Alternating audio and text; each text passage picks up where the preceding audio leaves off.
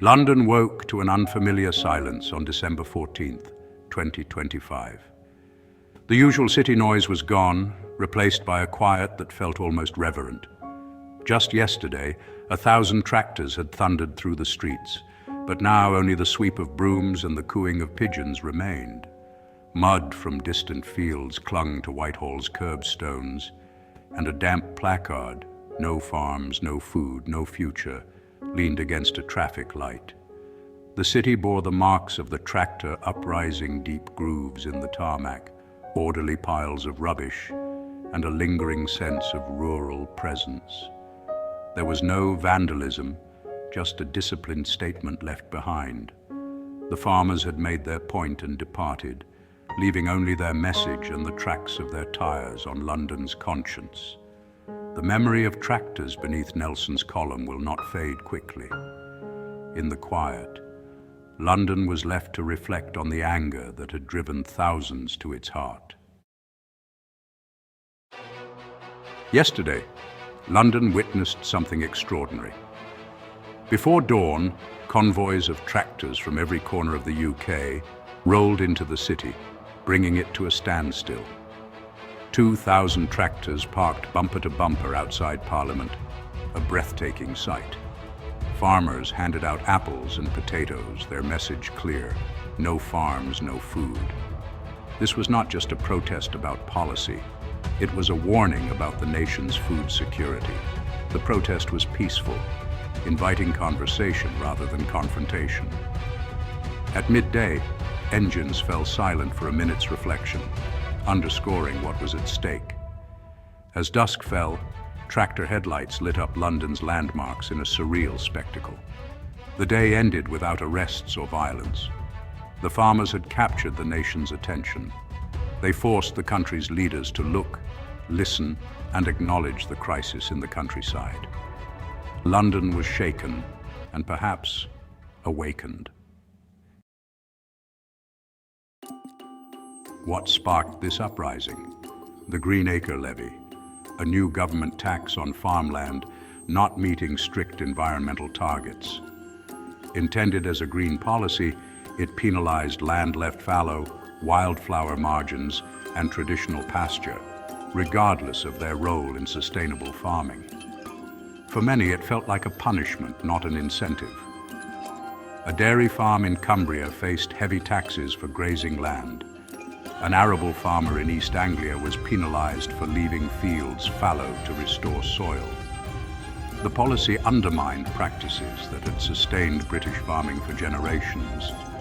Farmers felt betrayed, their stewardship ignored, and their livelihoods threatened. The Greenacre Levy became a symbol of policies that pushed small farms to the brink.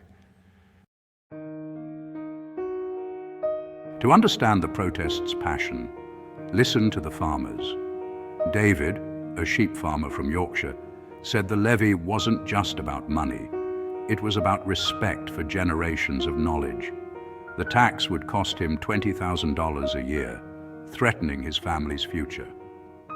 Sarah, an arable farmer from Lincolnshire, had invested in sustainable practices, but was penalized for leaving land fallow to protect her soil.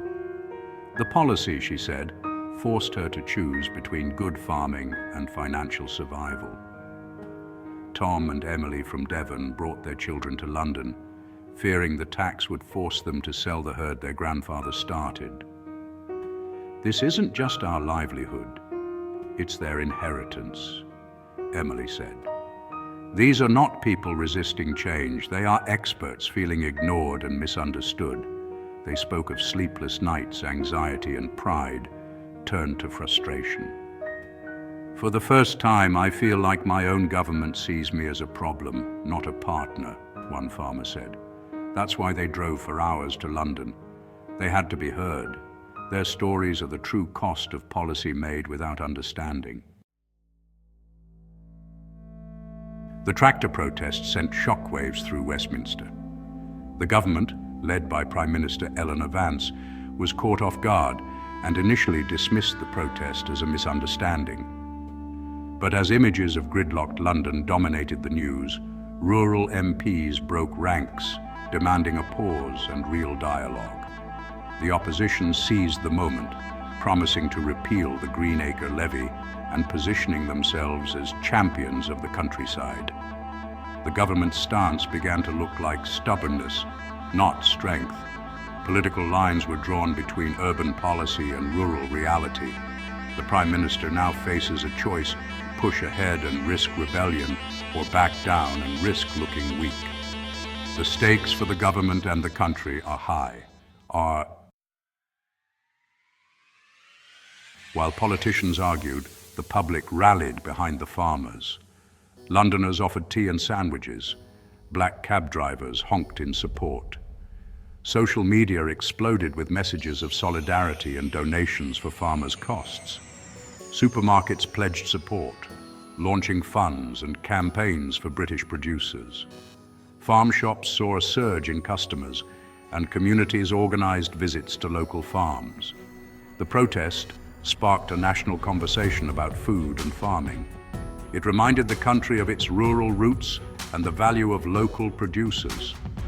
The tractor uprising became more than a protest. It was a movement of gratitude and support. The nation remembered who feeds it. The message was clear: farmers matter. London's events echoed a global wave of rural protest. Across Europe, farmers have blockaded cities, protesting regulations and economic pressures that threaten their way of life. The grievances are similar everywhere: unfair competition, burdensome rules, and a sense of being left behind by urban policymakers. British farmers' anger is part of a wider feeling among rural communities worldwide. They see themselves regulated out of existence, while imports from countries with lower standards fill the gap. The tractor uprising is the latest chapter in a long tradition of rural protest. Tractors as protest tools are a potent, shared symbol across borders. Farmers everywhere are united by the land and the challenges they face. With the tractors gone, the question is, what next? The government has invited farming leaders for urgent talks, a sign it can't ignore the protest. Compromise will be difficult. The Greenacre levy is central to the government's agenda. Likely outcomes include delays, exemptions for small farms, or a rethink of the policy's harshest measures. Farmers demand more than tweaks. They want a fundamental overhaul. If talks fail, more disruptive action could follow, threatening food supply and public support. The next weeks will test political will and the art of compromise. The quiet in London is a pause, not an end. The tractor's echo will linger until a fair solution is found. As the dust settles, one truth remains: farming matters to everyone. Farmers are not just business owners. They are stewards of the land and the backbone of rural communities.